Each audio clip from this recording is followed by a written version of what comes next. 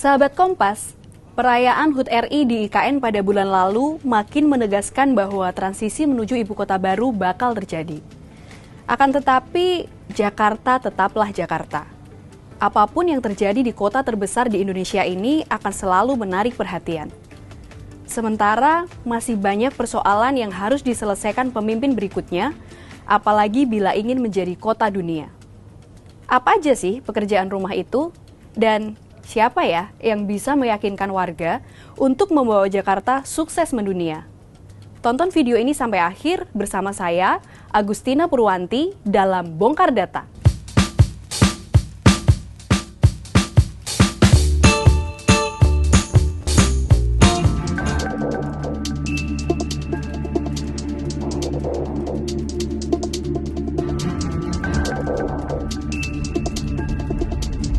Setelah masa pendaftaran berakhir, Jakarta akan memiliki 3 pasangan calon gubernur dan wakil gubernur yang akan berlaga pada Pilkada November mendatang. 2 pasangan kandidat, Pramono Anung dan Rano Karno, dan Ridwan Kamil beserta Suswono diusung oleh partai politik. Ridwan Kamil Suswono mengantongi dukungan mayoritas parpol yang tergabung dalam Koalisi Indonesia Maju Plus. Sementara, meski tanpa koalisi, PDI Perjuangan mengerahkan dukungan kuatnya kepada 2 kadernya, Pramono Anung dan Rano Karno, sebagai penantang. Yang lebih mengejutkan, Dharma Pongrengkun dan Kun Wardana tak gentar melangkahkan kaki ke KPU di hari terakhir pendaftaran. Mereka menjadi satu-satunya calon perseorangan di Pilkada Jakarta. Semua kandidat ini adalah pemain baru di Jakarta. Tak ada sama sekali yang pernah menduduki jabatan sebagai pemimpin pemerintahan Jakarta. Semuanya mengandalkan bekal pengalaman yang dimiliki sebelumnya. Di pemerintahan pusat misalnya, Pramono Anung menjabat sekretaris kabinet pemerintahan 10 tahun terakhir. Adapun Suswono menjadi Menteri Pertanian periode 2009 sampai 2014. Sementara Ridwan Kamil dan Rano Karno berbekal pengalaman sebagai gubernur. Ridwan Kamil merupakan mantan gubernur di Jawa Barat dan Rano Karno di Banten. Tak bisa dianggap sepele, Dharma Kun yang tidak berafiliasi dengan partai manapun bukanlah orang sembarangan. Dharma Pongrengkun adalah Komisaris Jenderal Polisi Bintang 3 dan pernah menjabat sebagai Wakil Kepala Badan Cyber dan Sandi Negara atau BSSN. Pasangannya, Kun Wardana pun tak main-main. Dosen dan politikus ini disebut-sebut memiliki kecerdasan luar biasa dengan IQ tinggi. Para pendatang baru ini dihadapkan pada tantangan besar di mana Jakarta tak lagi menyandang status sebagai ibu kota. Memangnya kenapa sih kalau tidak lagi menjadi ibu kota? Bukankah bebannya justru ringan? Tak melulu begitu. Konsekuensinya, APBD Jakarta akan berkurang karena tak lagi memiliki hak istimewa sebagai ibu kota, terutama pendapatan transfer dari pusat.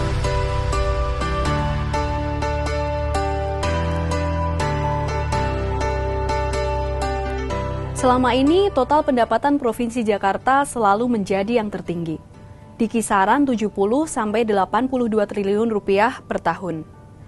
Dari total pendapatan tersebut, sekitar 25%-nya adalah pendapatan transfer dari APBN atau dari pusat. Angkanya cukup besar, karena selain sebagai ibu kota, Jakarta juga menjadi epicentrum ekonomi dan bisnis di Indonesia. Tak hanya pendapatan, sisi ekonomi Jakarta secara keseluruhan pun disebut-sebut akan penuh tantangan. Sejumlah penelitian menyebutkan, laju pertumbuhan ekonomi Jakarta berpotensi turun sekitar 1% saat tak lagi menjadi ibu kota negara. Yang juga menjadi harapan setelah tak lagi jadi ibu kota, tapi tak kalah juga menantang adalah cita-cita Jakarta menjadi kota global. Dalam Undang-Undang Nomor 2 Tahun 2024, tentang Provinsi Daerah Khusus Jakarta disebutkan, kota global adalah kota yang menyelenggarakan kegiatan internasional di berbagai bidang, seperti perdagangan, investasi, bisnis, pariwisata, kebudayaan, pendidikan, hingga kesehatan. Serta menjadi pusat produksi produk strategis internasional, sehingga menciptakan nilai ekonomi yang besar, baik bagi kota yang bersangkutan maupun bagi daerah sekitarnya. Keren juga sih, tapi tidak mudah mewujudkannya.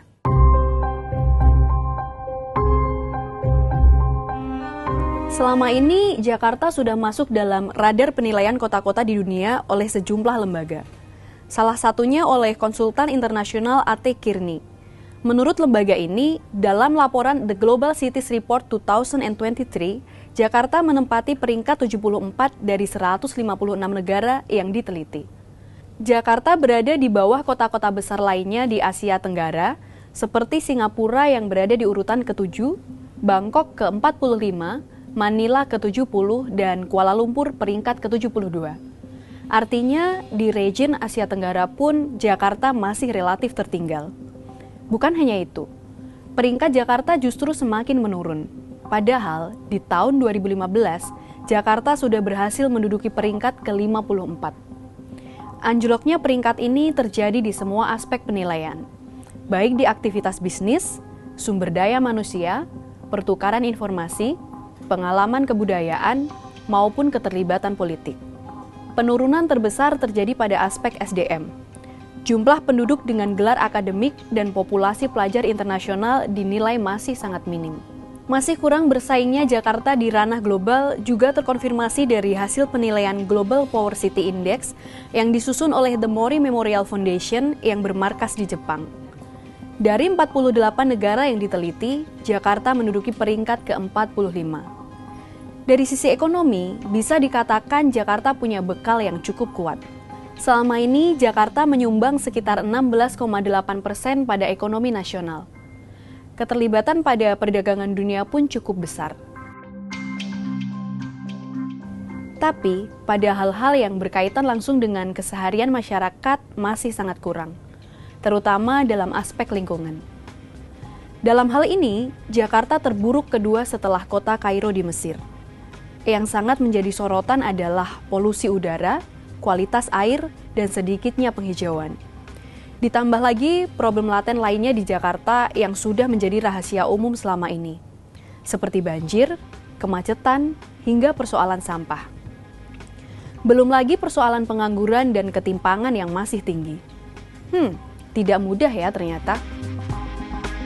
Sahabat Kompas, banyak sekali tantangan yang harus dihadapi oleh para calon pemimpin Jakarta ini.